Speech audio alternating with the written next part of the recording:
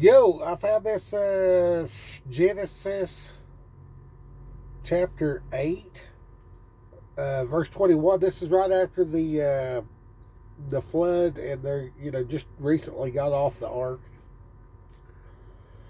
And Noah built an altar unto the Lord, and took of every clean beast and of every clean fowl, and offered burnt offerings on the altar. And the Lord smelled a sweet savor. And the Lord said in his heart, I will not again curse the ground any more for man's sake. This is the part that I thought, I mean, it really caught my eye. I will not again curse the ground any more for man's sake, for the imagination of man's heart is evil from his youth. Neither will I again smite any more everything as I have done. I find that to be incredible. This is approximately 600 years after the creation of the earth, which also,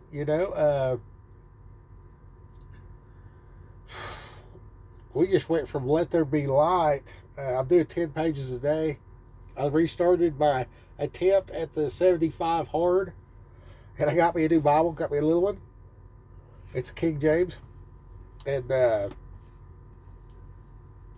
10 pages a day. There's 1,100 pages in this Bible, so I should be able to read the whole Bible 3 times at 10 pages a day if I stick to it.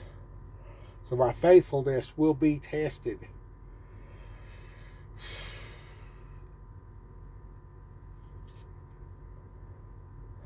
While the earth remaineth, seed time and harvest, and cold and heat, and summer and winter, and day and night shall not cease.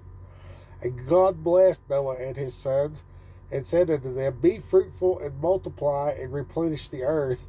And the fear of you and the dread of you shall be upon every beast of the earth, and upon every fowl of the air, upon all that moveth upon the earth, and upon all the fishes of the sea. Into your hand they are delivered. Every moving thing that liveth shall be meat for you. Even the green herb have I given you all things. But the flesh with the life thereof, which is the blood thereof, ye shall not eat.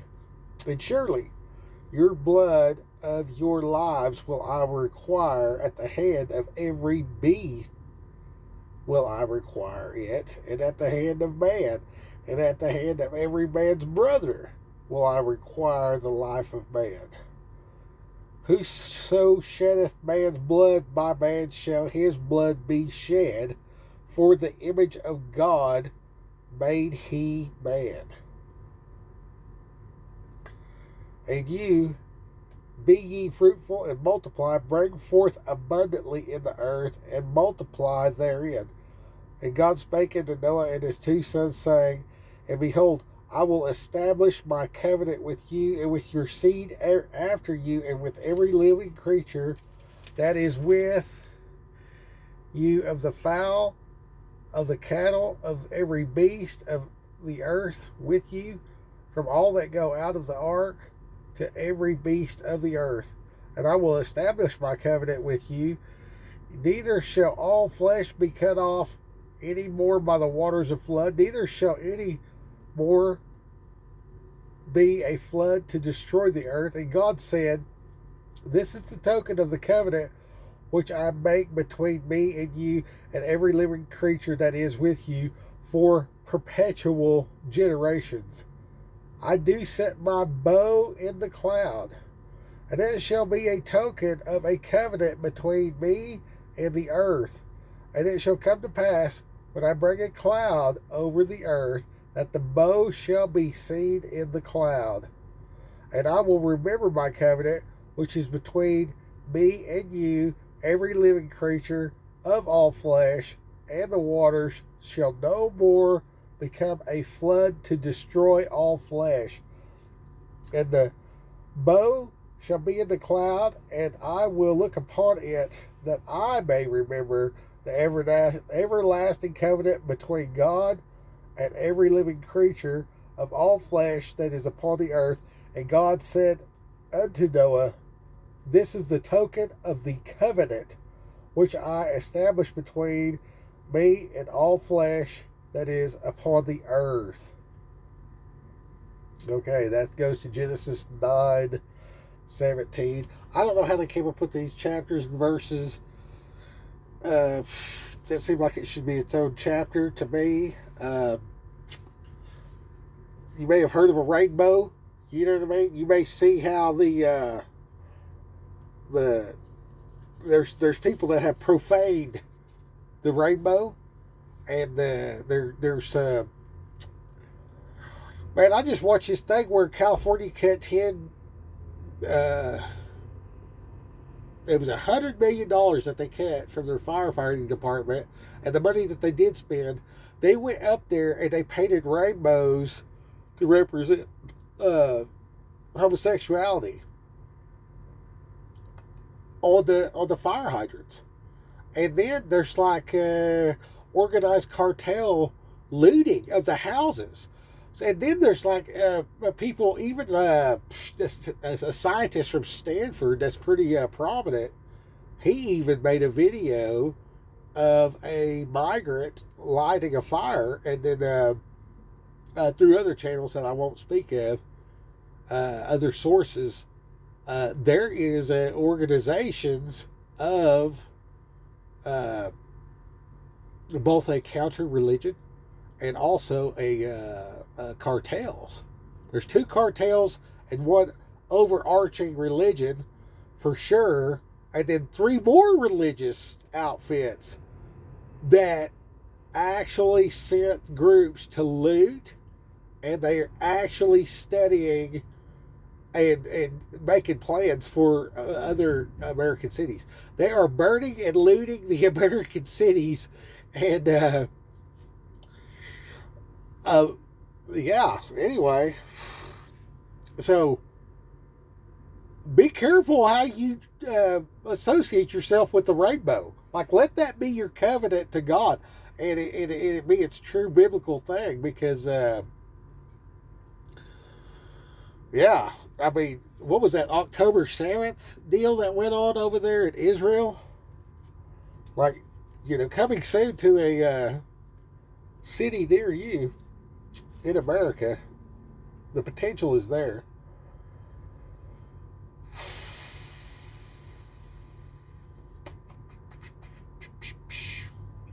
Okay, so we were reading it. Oh, I got 2 pages here.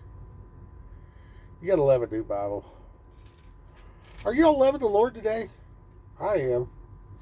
Got the day off, sitting in the truck. Okay, God's covenant with Noah starts in Genesis 9, chapter 20, which is on page 9, by the way. So I had to read that. I got to read all the way to page 10, which is the next page, which is where I left off. Okay, what caught my eye, and I thought, boy, I better make a document, because this channel is me documenting the journey. I hope it helps the people that watch it. And the Lord smelled a sweet savor, and the Lord said in his heart, I will not again curse the ground any more for man's sake. For the imagination of man's heart is evil from his youth, neither will I again smite any more every living thing as I have done. So we see here, like, God made a decision. Like, God, in the same way that we mature and grow, you'll see throughout the Bible, like, he's the same all the way through. And one of his characteristics is obviously seeing, you know, here's a line in the sand, like, you know what I mean? Like, you will get dealt with. And then here's this other thing where it's like, he's incredibly compassionate and forgiving. And, yeah, the way that you approach God is incredibly important. 2 things I've noticed that's incredibly important is your intentions, your motivations and stuff. You know what I mean? That is probably more critical than what you're actually doing for the general overarching. However, there's certain line items where it's just like, you know what I'm saying, you're going to get dealt with. You know what I mean? It ain't going to work out for you. You cross this line, yeah, it's over, buddy. And then here we see, like, all these people got wiped out and everything. And then, like, God's kind of making peace with it here, and we see that he's like, you know what? He's like, these creatures are born evil, like it is their nature, just like a beast, to do certain things, and it's he's got an understanding for that. So he's like, I'm not going to wipe them all out. Even before, what I was just out reading, we see that God was he was just fed up with everything. He's like, this is a shit show. I'll just kill them all. You know what I mean? And I'm just looking at God's heart in this deal or whatever like that, like as a parent and as a dad type of thing. You know what I mean? It's just like, why did I have these kids? Like, why did I get married? Why did I take this job? Why did I, you know what I mean? And there's a part of me that's just like, I should flood the earth and just start over, or just like not start over and just do something else or whatever. You know what I mean? So like, I can see God's heart in this deal or whatever, but Noah found favor. It says Noah found favor.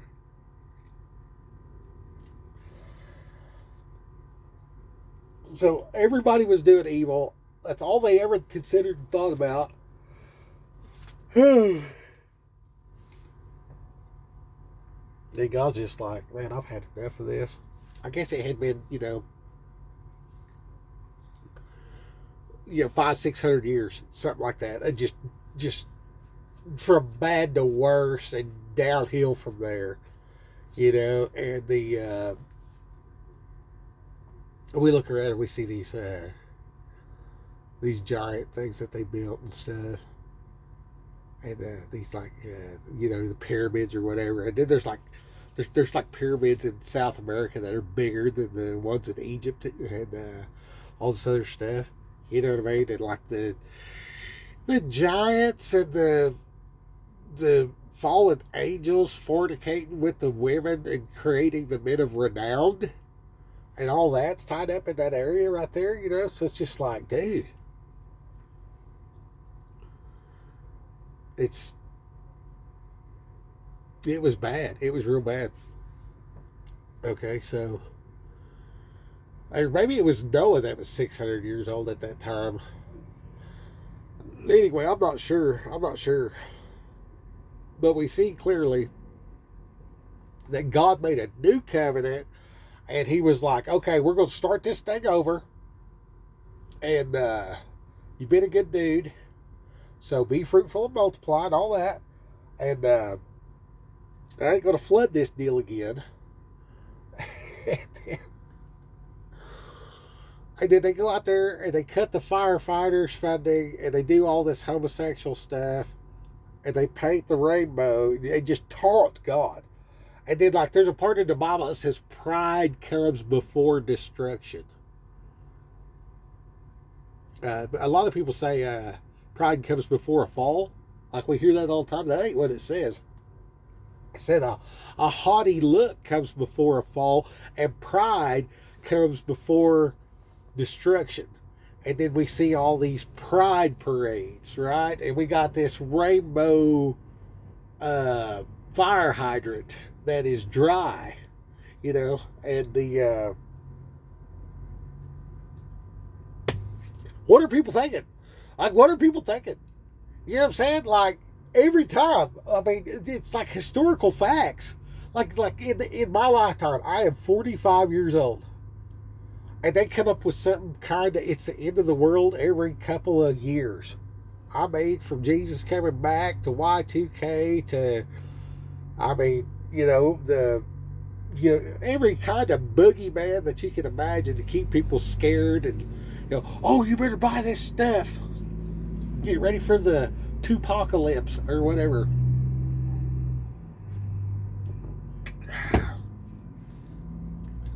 So I had my canned goods all lined up, packing all this stuff up. But this is back in about 2001, probably. It might have been before the Y2K. I think it was after. I'm pretty sure it was after. Anyways, I was stacking all these cans. I had this deal. It was a stove, and I was putting the canned goods inside the oven and then I was going to put the oven in the bottom of the trash dump a tick or two, which it's actually still there to this day. I need to go check and see if them cans are any good. Anyway, the oh, this no, they're not there. I actually took those cans and gave it to an old lady in Shodo, and then her granddaughter like murdered some people, and she's in prison now. The murder happened like 5 years, 10 years later. Anyway, it was weird because I remember I was like, how do I know this name or whatever like that? Because I like see it in the newspaper, like this chick and this dude. So like this chick was like super young, like mid-teens or whatever, and got with some dude that was like 35, 40 or whatever, and they did like some kind of murder, and he ended up dead, and then she went to prison for the rest of her life or whatever. But I remember thinking, where'd that come from? And I was like, oh yeah, that's that old lady in Shoto. And the I guess Dad went to school with her or whatever else like that. And she was like the grandma of the younger, and then like they had some house that had to be torn down, and Dad like tore it down. And yeah, anyway, they were broke, and I was like, I had all this food, so I just took all them cans over there because they were like begging for money or whatever like that. And I was just like, they're gonna buy drugs or something, and so I just took all those canned goods over there. Anyway, years before that, I was putting canned goods out there, and my dad's like, "What are you doing?" I was like, "Well, get ready for the apocalypse or whatever. You never know." And he said, they do. He said at that time he said something about he's 55 or whatever. I think he's 70 something now. He says to me, he said, "Son," he said, "you just sit back and watch." He said, "I've been around for 50 years, which he's 70 now." And he said, every 3 to 5 years, they will come out with some kind of, it's the end of the world type of deal. He said, it just look the other way. And just do whatever you're going to do anyway. Don't even let it affect you. He said, they're just bullshitting. They get these soft-headed people to run like a herd of chickens. He said, you know how you shake your hand over here like this? And all the chickens will run that way. Then you shake your hand over here like this, and all the chickens will run that way. You herd a whole group of chickens out of fear. He said, that's all they're doing. He said, they'll entice you to look using the weather and violence. He said, so everybody gets together to see the fight. Everybody's like, is it going to rain tomorrow? Or like, is there a tornado? Whatever. So weather and violence, they'll get you to look at the TV. And then while you're looking at it, this thing will pop up and be like, well, here's the news. You need to be scared of this. You need to be scared of that. So-and-so got shot. Somebody's dead. This and that. Whatever. War in the Middle East. Whatever. This and that. Oh, by the way, freaking Y2K. Or whatever. You know what I mean? Like, that's what they do. And he explained that to me then. I was like, oh, that's what that is. And so I figured that at that point was where I was like, if I could just keep the wolf off the door, so to speak, so my daily needs, whatever my family needs, if I could maintain that with 6 months cushion, give or take, depending on situation, right? And then if I could load up and move 300 miles, sit there for a couple months, maybe 3, and then come back and never go to the store, well, I'm probably good to go at that point, And of course, with all of that, and then being a truck driver, you know what I mean? Like, I drive around with a truck that has a giant trailer everywhere I go, and I'd be buying one. Seriously considering it, but there's some equipment available, but it's not the type that I like. It is set up the way I like. Type of freight I do not like. Uh, as far as actually working the flatbed and the step deck is the better, because the 9 to 5 of it all, which you'll live longer if you sleep. And then the other is food. And, shit goes sideways if I'm driving a 53-foot refrigerator freezer combination vehicle. Well, that's definitely useful. However, in between now and apocalypse, it's just a crazy schedule. I mean, you get a little sleep here, a little sleep there, whatever. It's bullshit. And then, if you miss their appointment, they'll stick it to, and they're just grumpy all the way around. I mean, like, you'll stroke out. You'll lose 10 years off your life just by hauling food, because of the process at the shipper and at the receiver. It's that much nonsense, for real. No exaggeration there at all. You'll lose at least 10 years off your life. Like, you will die 10 years earlier, and your quality of life from the time you take the job until you die will drastically, it plummets by 60%. I mean, it's bad. It's real bad, dude. Yeah, you'll never do a restart. You're just constantly going, and you have 2 places to pick up and 13 places to deliver, and you got to go over here and do this whole song and dance and paperwork and stuff, and be there at 3:19 a.m.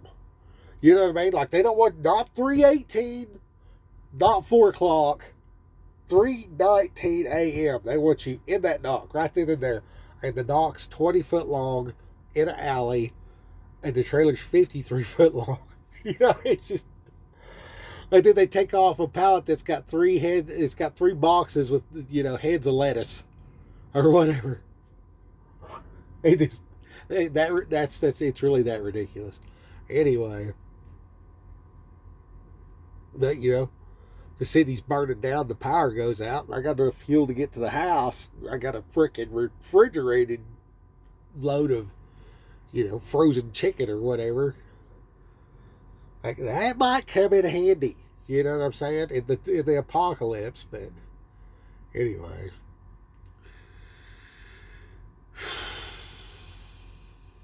And I hate the tarps.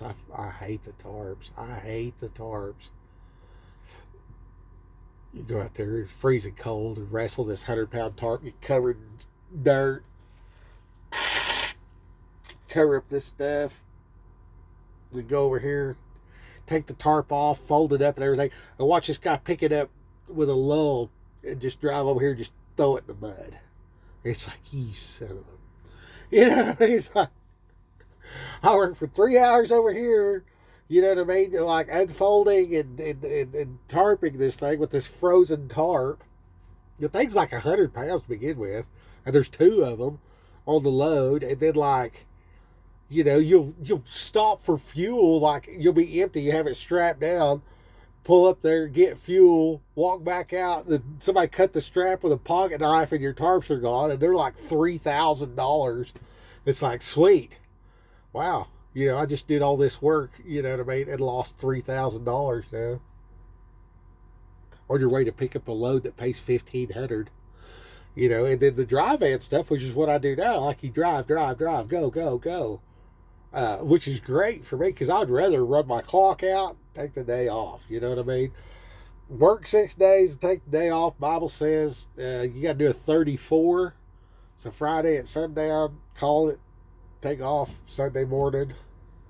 And just doing it like that. But the world tries to work on Monday, so you get beat at it 2 days. You end up working on the Sabbath and breaking your covenant with God over a little bit of money.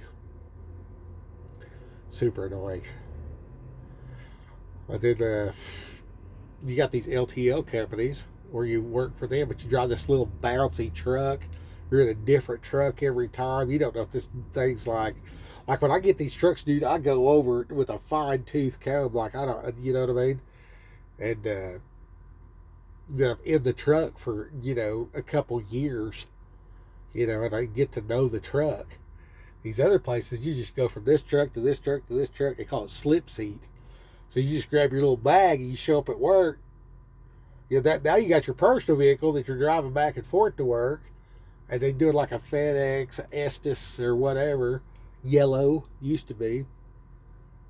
And then you get to go out there and wrestle this dolly that's like freaking 1,200 pounds. You got to push it across the parking lot and get this set of doubles hooked up or whatever. And the time to get there starts when they hand you the piece of paper. You know, they hand you a piece of paper and the clock starts. You got to be over here at this time. So now you're this little bouncy truck going from A to B, but they forgot that you got the piece of paper, and now you got to go find a dolly, go find the 2 trailers, hook them up, get through the guard at the guard shack, and he's calling people, whatever, you know what I mean? So, I mean, it's just like, pick your nightmare. I guess that's why they call it work. They ain't just giving away $100,000, you know. But these trucks like I'm driving right now, you can do about 400,000 of revenue, and you know you can glean 100 off of that by the time you pay for the truck and fuel and you know the back office people and all that. So I got to turn down there's an opportunity to get this equipment, and it's like $2,500 a month for the truck and the trailer, and they're affiliated. They've already got everything in place. They just need to expand. They're growing rapidly, and they want to bring somebody in as an owner operator. Of course, they're getting rid of their old equipment. They're upgrading, so they're going to punt the ball. They want to pass it off to you, type of deal. So that's a little suspect on the one hand, but on the other hand, you get in with the right bunch of dudes. Like, you ain't just going to find a good trucking company out here. Like, that is a gold pot. I mean, you're mining for gold to find that. So, I'm going to pass on it for now, but kind of feel stupid. It's one of them things, like, it's never a good time to start a business, but, like, you know, it would be nice to get some $5,000 checks instead of, you know, 1,000 here, 2,500 there, you know, whatever. It works out to about 7,000 a month. But that's after taxes, bullshit. You know what I mean? So, like, that's an actual net average of 7,000 a month. Whereas this other deal, you know, I mean, you know, you're going to be generating 30,000, and you're going to, you know, be bringing in 12, and then after taxes and, you know, whatever, you know, you're going to lose money one month, and then actually, you know, pay tax on 14,000 another month or whatever. So, I mean, is it worth it? You know, probably. Is it all the extra all the extra stuff? Probably not. You know what I mean? Like, then, you know, you go look at your quality of life, then life expectancy. You know, is that, you know, saying that I own the equipment worth 10 years of my life? Fuck no. So, yeah. It's building a legacy and all this other kind of stuff. You know what I mean? All this, you know, have your own trucking company, you know, dream or whatever like that. Like, is buying a truck and becoming an owner operator really the path to even do that? Like, shouldn't I just, like, focus on the, if I'm going to own a trucking company, I should just focus on the back office and hire, you know, owner operators. You know what I mean? Because that's the way you do that. You know what I'm saying? So, like, why am I going to try to drive the truck and run the business? You know what I mean? Then that gets back to, you know, do I want to drive a desk or drive a truck? Yeah. Definitely ain't going to get as many Bibles handed out. So that's why I just stay here, I guess. You know what I mean? Because in the grand scheme of it all, you know what I mean? I'm going to lay up that treasure in heaven by handing out these Bibles. You know what I mean? And, well, I mean, that's just what we're doing, I guess. So, real excited about it today. We're out here in Van Horn, Texas. And, yeah, there was two things I found in this. He found favor. Genesis chapter 8, verse 21. I will not again curse the ground anymore for man's sake. For the imagination of man's heart is evil from his youth. Neither will I smite any more every living thing as I have done.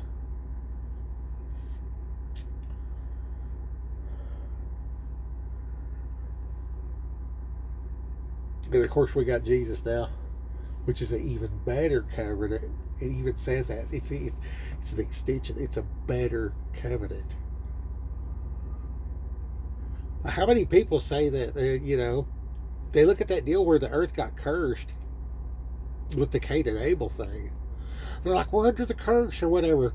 But I mean, they didn't read. They didn't make it another. They didn't make it to chapter 8. Where he removed the curse. What preacher ever pointed that out? Man, all I hear about is, Adam and Eve sinned and there was a curse. And then right here it says, I will not again curse the ground anymore for man's sake. Like, he's like, you know what? Y'all's fucked up to begin with. So, if you're acting fucked up, I can understand that. And then later when Jesus came, and he's just like, oh, you evil, perverse heathens. At one point where he's in that boat, he's like asleep on this beanbag, you know what I'm saying? He's just laying there asleep. They come wake him up. There's a storm, Jesus, we're going to die. He's like, gets up, walking up there, rubbed his eye. He, the creator of the universe, becomes a man. He's on a boat, and they're rocking the boat, and everybody's scared. And this dude's walking up the steps, rubbing his eye. He gets up there and he's like, stop. They're like, who is this guy that even the wind and waves obey what he says? You know what I'm saying? And then, like, who could he possibly be? You know what I mean? Who was Yeshua? Who was he really? You know what I'm saying? And, like, the evidence is overwhelming. And then, oh man, then we see that he just lives with us. You know what I mean? And then, like, all there is right now. So, like, we're reading about the past or whatever, in the future, it never gets here. You know what I mean? I've done the math. It's always today, right? So, right now, living in the moment, it's like, I got a truck that I don't have to fix the tires. Cool. No surprise, $40,000 engine rebuild.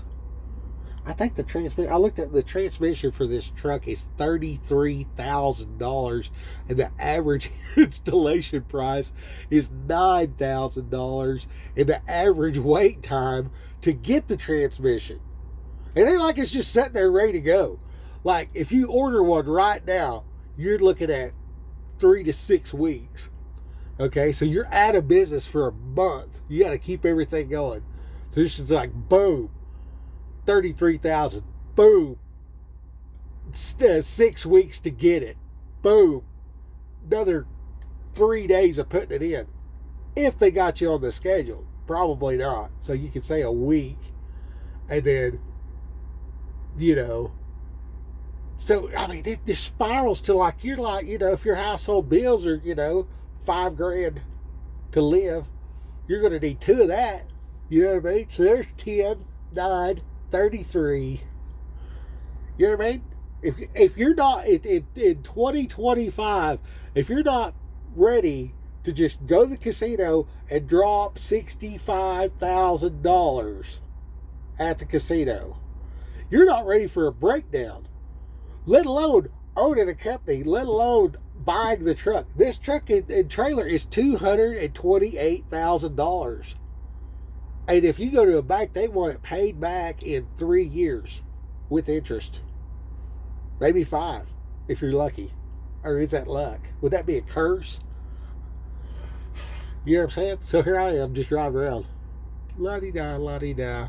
Somebody's making money at it.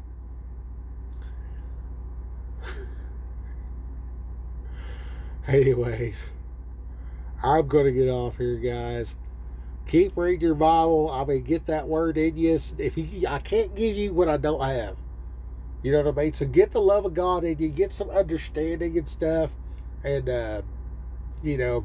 here's old fire and brimstone God. This is before they were in Egypt and all that stuff. You know what I mean? So what we read here, we see the covenant where he's like, you know what? I'm not going to make the earth attack you anymore. To a certain degree. Like he removed the curse from the ground for mankind's sake. You know what I mean? He's like, y'all got it rough enough right now. The whole earth is flooded. There's, 4 marriages here. I'm going to lift this curse, let y'all multiply, and kind of have an easy go, Now, how did that change throughout the rest of the book? We'll talk about that next time here with your roving reporter, Skip Opotamus, saying, go get him. Or whatever. I don't know. I need a catchphrase. Ting.